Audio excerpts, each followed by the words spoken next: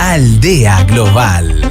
La nueva música de Miley Cyrus que la rompe y esta canción es una de ellas. Easy Lover está muy buena, Miley Cyrus. Me encanta. Comentábamos que está cada vez más en la ruta de Tina Turner, encuentro, yendo cada vez más hacia ese lado. Que, ojo, no tiene que ver con abandonar 100% los sonidos del pop, porque sigue siendo música popular, pero tiene un saborcillo distinto. Es su propio estilo. Su voz gastada, más rockera. Bueno, ella ha venido también intencionando juntarse con mujeres súper relevantes. Acuérdate lo que hizo con Dolly Parton en algún minuto y todo. Entonces, hay un camino ahí bastante más claro y yo creo que esta canción la pone en otra etapa de su carrera. Genial, sí. Maravillosa Miley Cyrus. Entramos de lleno a, como todos los martes, a lo que está ocurriendo en el mundo, porque somos una aldea global y estamos también atentos cómo repercute la historia en las noticias y en la contingencia. Para observar lo que está ocurriendo en Colombia estamos con Fernando Mendoza, historiador. Bienvenido, y parte de la casa también. ¿Cómo están? Me gusta eso como columnista residente. Me gusta. Eso es. Ese es el título. ¿Es el título oficial? Sí, columnista residente aquí de Aldea Global. ¿Cómo estás, Feña? Bien, muy bien. Bueno. ¿Ustedes qué tal? Bien, aquí preocupados por la lluvia. Sí. Esas son las preocupaciones de Chile. ¿Qué te quita el sueño a ti internacionalmente? Lo de Rusia y Ucrania, quizá. Siempre. O sea, particularmente por lo que pasó ¿fue la semana pasada? Sí, fue la semana pasada que Ucrania atacó Rusia. Sí, lo vamos abordando ahí. Y como 4.000 kilómetros dentro de Rusia, y además atacó a aviones con capacidad nuclear. Imagínate. Lo cual es una provocación muy grande. Sí. Y ahí, bueno, te ha tocado estar muy atento a todo eso. A mí me... ¿Y la lluvia? ¿Cuándo parte a ver eso? Mañana en la noche. Pero es que la vi con cara de pánico. Sí, porque somos santiaguina. Temor en los ojos. Podríamos haber dicho las primarias, pero no, francamente. Las primarias. A ver, el anuncio de lluvia en Santiago siempre es tema. 3 gotas y tenemos un caos en la ciudad, taco, en fin, que a la escoba. La pronostican cada mes y yo pero creo que ahora, no ha habido nunca uno. Ahora agrega vientos y uno dice, oh my God, se va a cortar la luz. Qué bueno que tenemos ese tipo de preocupaciones y no atentados, digamos, y nos va a caer los políticos que una como bomba lo que en la está cabeza. ocurriendo en Colombia. Una bomba en la cabeza. Porque no estamos tan lejos de Colombia, y claro, este tiroteo no es menor. Un candidato presidencial. Todo lo que está ocurriendo y que nos sentimos muy, muy cercanos a este país. Por supuesto, hay mucha comunidad colombiana que está más atenta que nunca a lo que ocurre en su observando desde aquí. Sí, muy doloroso. Totalmente, y conecta también con una historia particularmente violenta que tiene Colombia en torno a la violencia, a la muerte, que se remonta a su historia republicana. Por ejemplo, las guerras civiles del siglo XIX, en comparación a otros países de América Latina, fueron particularmente violentas en cantidad de muertos. Las guerras civiles en Colombia eran medularmente entre el Partido Liberal y Conservador, como algo similar que ocurría a lo largo del continente. Por ejemplo, hubo un candidato presidencial que fue asesinado también en 1948, Jorge Eliezer Gaitán, una persona extremadamente carismática y también con un discurso llano y popular, lo cual no era común. 48, lo cual no era común en ese tiempo. No, por tanto, fue un candidato que remeció bastante la campaña en ese momento. Y también estaba saliendo de su oficina y lo asesinan en 1948 en Bogotá, y eso provoca el Bogotazo, que es como un tipo de insurrección popular, porque justamente había surgido una figura que había generado expectativa en la población, y obviamente la muerte violenta, sorpresiva de alguien genera mucha conmoción. Eso generó primero un estallido de violencia en Bogotá, y posteriormente el inicio de un periodo llamado justamente la violencia, en donde en 10 años en Colombia se reanuda esta enfrentamiento entre el Partido Liberal y Conservador. Cientos de miles de personas mueren, 15 a 20% de la población desplazada. Entonces estamos hablando de una situación bastante compleja. Fernando, tenemos la idea que la arremetida de espacios mucho más violentos, tanto en los titulares, etcétera, de la prensa, pero me refiero a lo que ocurre al interior de Colombia, está súper asociado a lo que el mundo narco ha generado dentro de la sociedad. Sin embargo, de acuerdo a lo que tú nos estás relatando, hay, no sé si podemos llamarle una tradición, pero hay una historia, en el fondo, de actividades violentas, antes tal vez de el poderío que los narcos pueden tener en el último tiempo. ¿Cómo conviven estos dos mundos? ¿O es que tal vez se recrudece más aún a partir de la intervención del mundo narco, que está lamentablemente súper involucrado en la política? Totalmente, van de la mano también, porque justamente la violencia que dura una década, se acaba a fines de los 50, tiene un resurgimiento en el año 62 cuando se crean las FARC, las Fuerzas Armadas Revolucionarias Colombianas, que en sus inicios, la guerrilla, que en sus inicios quería imitar lo que estaba ocurriendo en Cuba, porque en el año 59 en Cuba hubo una revolución en donde jóvenes derrocan a un gobierno dictatorial. Bueno, posteriormente ellos construyen una dictadura y inspirado en las ideas de izquierda, en las ideas marxistas-leninistas, en donde la violencia era una vía legítima para el cambio político y básicamente se proponía una revolución, un cambio radical de modelo con el fin de mejorar la vida de la población. Y el conflicto con la FARC todavía no termina. O sea, Colombia tiene una de las guerras civiles más largas del mundo. En el 2016 hubo un plebiscito para encontrar un tratado de paz que fue rechazado por los votantes.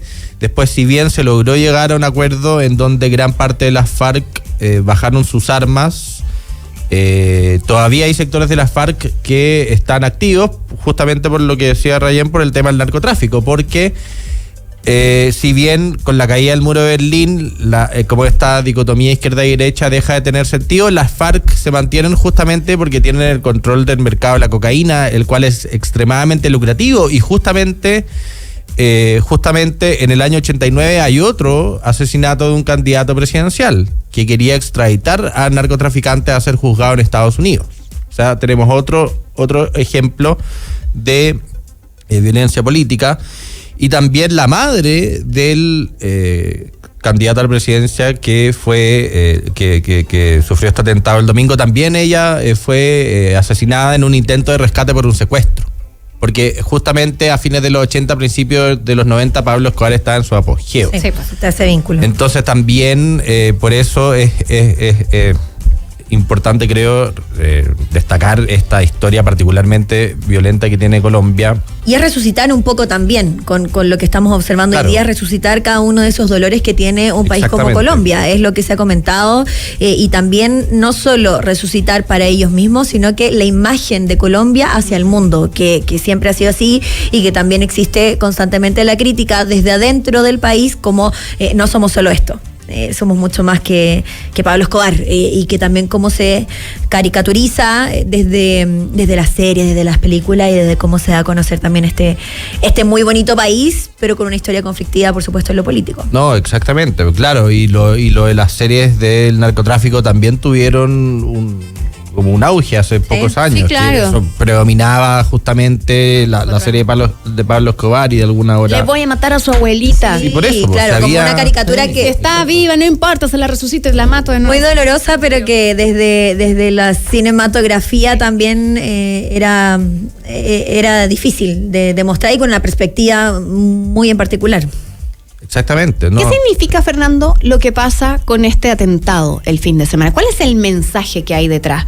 Avanzando en lo que significa el tema de la violencia, pero lo estamos hablando a partir de lo que ocurrió con el disparo a un a un candidato presidencial, a un senador. Claro. Es reconectar. Leía hoy un diario colombiano como esta idea de la vulnerabilidad de la democracia, conectar también con lo que había ocurrido en 1989, y que nuevamente hay fuerzas como violentas que tienen este empeño en dañar el proceso democrático. Bueno, también Miguel Uribe Turbay, que fue este personaje que sufrió 3 disparos. Y que permanece en estado de gravedad. Permanece en estado de gravedad. Le llegaron 2 balazos en la cabeza y uno en la pierna. O sea, fue algo bastante complejo. 39 años, años, precandidato presidencial, muy cercano a Álvaro Uribe. Muy cercano a Álvaro Uribe, por ende de la derecha más dura, porque Álvaro Uribe, que también ha sido una figura dominante en la política colombiana en los últimos 25 años, su mensaje principal cuando llega al poder era derrotar a las guerrillas a través de la guerra, o sea, declarar la guerra a las FARC y a estos otros grupos, porque junto con la FARC también hay otros grupos, o sea, no es que se reduza únicamente a esto. Entonces, también, bueno, él viene de una familia importante, como les contaba, su madre fue asesinada en los 90 justamente porque hubo una campaña de secuestros, principalmente liderada por Pablo Escobar. Imagínate la historia. Como Gabriel García Márquez escribió un libro sobre eso, que se llama Noticia un secuestro, que es buenísimo. Claro. Muy bueno, y justamente habla de Diana Turbay, que es la madre de este personaje, junto con otros también, con otros personajes. Entonces también... Ahora no se sabe muy bien los motivos del chico que tiene 14 años. Sí, de 14 años. Un niño de 14 años que él dijo que le había pagado a alguien del negocio del narcotráfico, pero...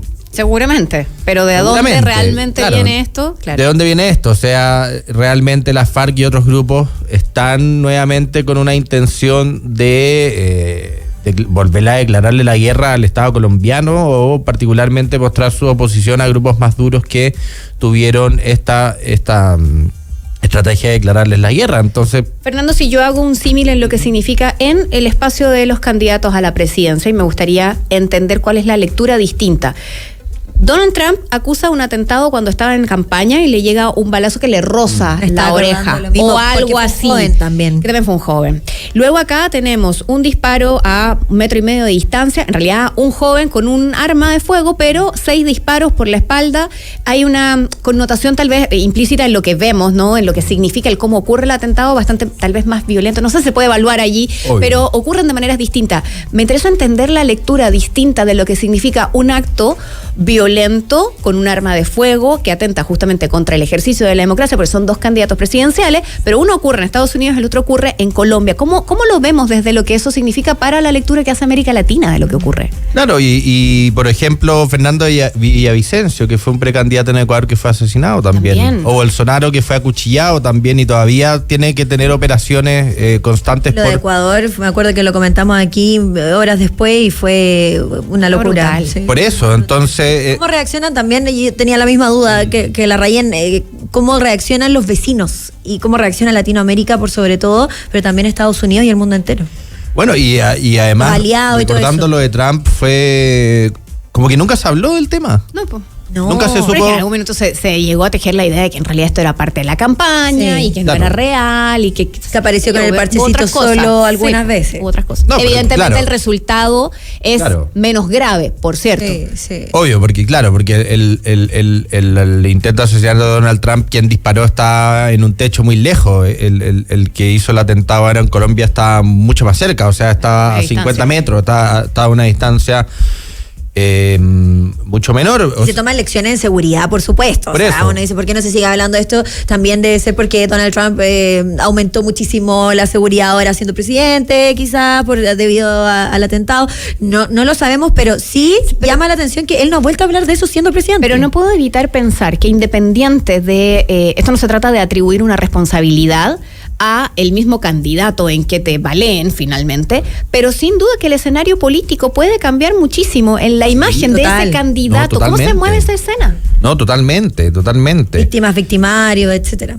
O sea, primero la imagen de como el retorno a la violencia como una forma de solucionar los problemas, o por otra parte ligándolo a la polarización existente, o sea, el hecho de que alguien dé la orden de matar a un candidato quizás hace 10 años era algo muy extraño, 15 años, pero ahora cada vez vemos más que esta situación se repite, entonces está reflejando que hay fuerzas como más oscuras, quizás interesadas en afectar el resultado de la democracia. Pero más tenemos claro lo que va a significar el discurso posterior de este candidato. Porque es peligroso, porque enaltece la figura de la persona.